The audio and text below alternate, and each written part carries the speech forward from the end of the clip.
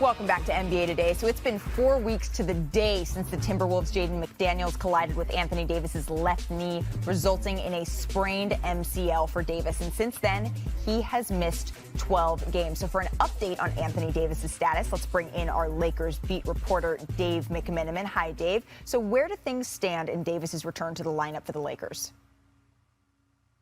Hey, Malika, good news for the Lakers in terms of Anthony Davis. He's officially going to be reevaluated by team doctors early next week, but I'm told that he was on the court today working out with a brace on his left knee and that his movement has been improving, his progress has been going well, and sources tell me that there's optimism within the team that he could be back playing in games as soon as the Lakers' upcoming long road trip at the end of the month. They call it the Grammys road trip. You could see the Lakers listening to some good music supplied by Anthony Davis's court game. Well, and he cannot come back soon enough considering their loss to Sacramento. They clearly really need him, and you can see their upcoming road schedule. It doesn't get any easier for the Lakers from here. They need Anthony Davis back as soon as possible. Dave McMenamin. I lean on. I stay locked in. I'm just in the position of trying to figure out the best way to play at the moment. I'll figure it out, and that's that. Make adjustments and figure out ways to be able to, just make a shot. That's it. I mean, obviously, you put in the work and trust the work that you put into it. So, he's getting some really good looks. They're just not going down for him right now. All right, I feel like this is deja vu. I'm going to ask the question that I've asked many, many times on this show, but I have a new strategy this time, Big Perk, okay? We've seen you have big lists. Do you have a big plan to fix Russell Westbrook's big issues here? Absolutely, I do. And here it is, right? I know everybody has been praising LeBron James playing the center position, and it's been great for the offense. But look, move LeBron back to the point. And the reason that I say this is because Russell Westbrook hasn't been knocking down shots. He's been horrible. How about putting him in the pick and rolls and letting him actually roll to the basket, getting easy layups? Something like playing the center position on the offensive end. I watched Billy Donovan do it with Andre Roberson when they were in Oklahoma City. Andre Roberson couldn't shoot. He put him at the 5, let him roll, be a live threat, finish at the basket. Cool. Solve them problems with Russ taking those shots. Number 2, run it. Where's number 2? Here you go. In those bank shots that Russ are taking, the ones that hit in the shot clock. Yeah, the wings. Listen, the Lakers should put in place now that every time Russ shoots that shot, he gets fined. Take it out of the repertoire. It's not a good thing for the Lakers, and it's not a good thing for Russell Westbrook. Coming in at number 3, where's that? Run it, run it, run it, run it. More post-ups. More post-ups. Create switches where he get those smaller guards on him, and he's able to tomato chest him and punish him in the paint and get to those easy finishes around the basket. Baby back. Yeah, or get fouled and Russ make your free throws. That's the adjustments that you have to make. Yes, a lot of it is on Russ, but now it's on Frank Vogel to actually put him in position that he could be successful. Because if Russ is successful, the Lakers are more successful. And to you, that's the recipe to make Russ as much of a bucket as LeBron James's hat. But do you think that that is the correct recipe, Chene? I think so, because when LeBron James is playing the center, I know so. Okay. You're right. Let me stand. What do you say? 10 toes? Put 10 toes on it, right? Thank you. I think when you have LeBron James at the center, that is convenient because the NBA is primarily small ball, right? So he plays the center. You get more shooting, hopefully. But the reality is when he is setting screens, he's not dictating plays as much. And instead, it's Russell Westbrook. And yeah, it's great when he has 0 turnover games, but when he has 2 for 14 shooting nights, like when we saw yesterday, that is a problem. And you sort of are like, all right, like LeBron James is almost at the point where we say with KD, he can wake up and get a bucket. That's exactly what LeBron James has proven. 19 out of the 30 games that he has played this season, he's had at least 30 points. So at this point, you know he can wake up and get buckets, but more importantly, he needs to make the decisions for this team, which means moving back to point. I love his versatility. That's why we call him the first or one of the early point centers in positionless basketball. But the reality is that he's been best when he leads the squad. Here's my thing with Russ.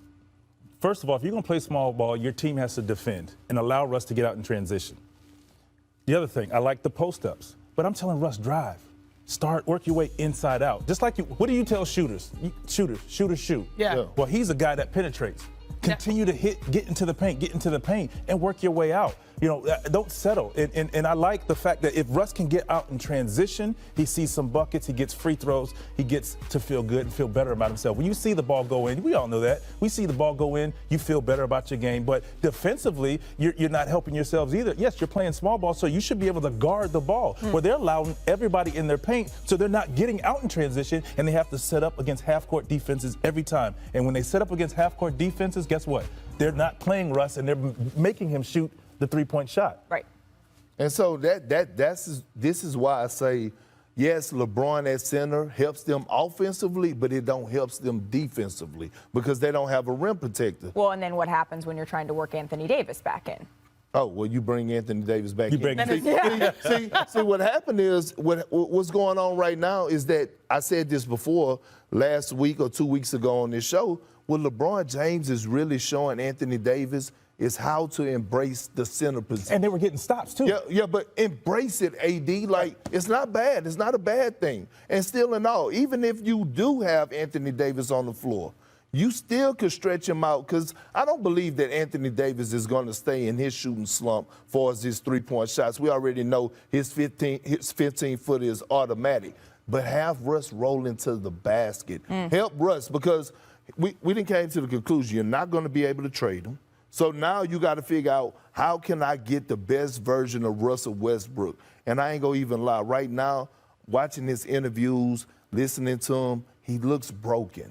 And now it's on the coaching staff and his teammates to help him. Yeah, well, and we've seen LeBron James teams get better late in the season. We've seen them make that push. We've seen them overcome things that seemed. Russ, and just everybody just, figuring out what their role is. What made it beautiful for the Bucks was that it was, once it came together, and you seen what happened with that.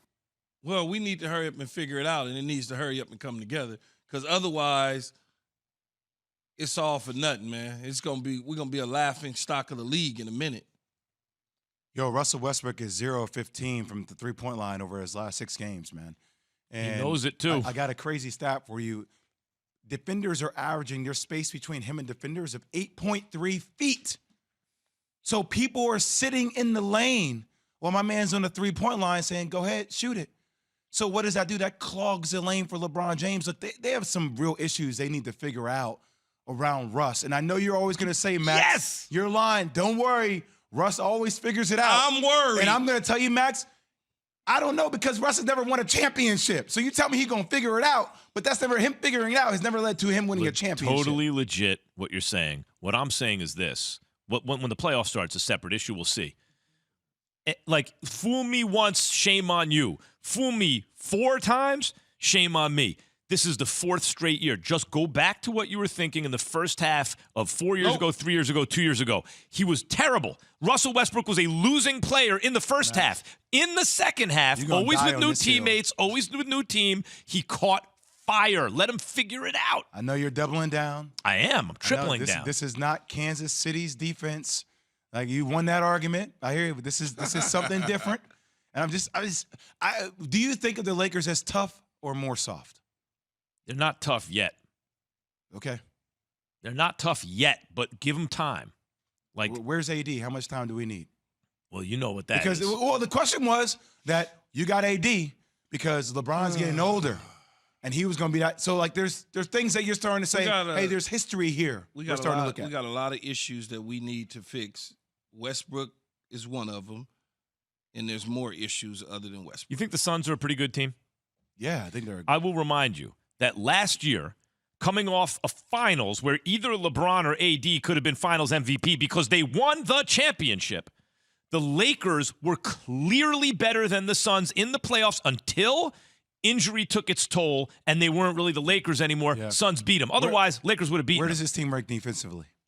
I get it, but I know, I hear it, but you know why on that team? Because they had Alex Caruso. That's real. And that's real. And KCP. That's real. You had 2 lockdown wing defenders. You don't really have that now. You're right. I can't argue with that. I'm just saying. And some would say they missing Jason Kidd, believe it or not. You jumping ship, Key? Yes or no on the Lakers right now? I'm never gonna jump ship. No, but I'm just mad. I don't mean as a fan. I'm saying, are you giving up hope? No, never. Me neither. Never. I ain't gonna never do that. Can you imagine a separation of 8.3 feet? Yeah, he's gonna make him pay for that. Westbrook's gonna make him pay for that. Key. You're a professional. You You knock making it down though. You give me that space, I'm gonna hit it on you. All right. Ben my Simmons' dream. agent. Speaking of guys who people give 8.3 feet to, Ben Simmons' agent met with the 76ers. What a transition. But the sides are no closer to a resolution with the NBA trade deadline a month away. Ben Simmons' agent, Clutch Sports CEO Rich Paul, met with 76ers president of basketball operations Daryl Morey, general manager Elton Brand on Wednesday. Sources told ESPN's Adrian Wojnarowski. Here's Woj on SportsCenter with Scott Van Pelt. Philadelphia continues to be content to wait. And, their philosophy all along has been, if we get a trade package back that doesn't make us a championship contender, doesn't get us back to that level that we felt we were with Ben Simmons, we're not doing it. And so I think even with a month left to the deadline, there's a real chance this goes on beyond the deadline. Oh, it's going to go on beyond the deadline. Daryl Morey ain't budging here. And I don't know what team. I mean, people throw out there the Chicago Bulls, and I'm like, I don't see the Bulls trying to give up Patrick Williams or Kobe White. And is that even enough? Like, you're not going to throw DeMar DeRozan in that package for Ben Simmons. Like, that's going backwards for the Bulls, not going forward. Like, are you looking at the team like the Spurs? They have young assets, but I don't know if Daryl Morey's going to see those assets as championship contending assets. It goes back to, you talk about what's happening with the Portland Trailblazers, but, then you got a lot of their team is hurt. So I think it's going to be a situation where they're going to be stuck. Why would the Bulls entertain Ben Simmons? Just people were throwing it out there. Put him in a dunker spot. They got Ball. He's there. So what do you need him for? I could understand. Would be the logic. Patrick Williams is done for the year. And if he's saying he needs championship caliber players back. Right. That's the key. But if they could, because Patrick Williams is a guy who could potentially in his career be a real difference maker. It's very early in his career, still developing, now out for the year with an injury. So if you take him, if that's enough, and you could add Kobe White and get back Ben Simmons, very few players are ever going to be as good as Ben Simmons is right now for all his shooting problems. So now the Bulls have Simmons in the dunker spot because it's Lonzo's ball, right? Like he is the point guard. And now Simmons gives you great defense, which you're going to need against Brooklyn and KD. You have got a guy to put on someone. He gives you incredible passing, right? And in the dunker spot, you don't have to worry about his lack of shooting as much. I get the logic.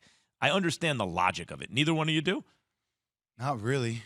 No. I mean, I don't. Well, I tried my kind of like Austin Rivers said the other day. It's like Ben Simmons' career in Philadelphia is over. Yeah. And I think one of the things that are happening, like Cleveland was a team that people were talking about. Like if you're JB Bickerstaff right now, you're Cleveland, you see what position they're in the East. Like I'm not trying to change up the chemistry of that team.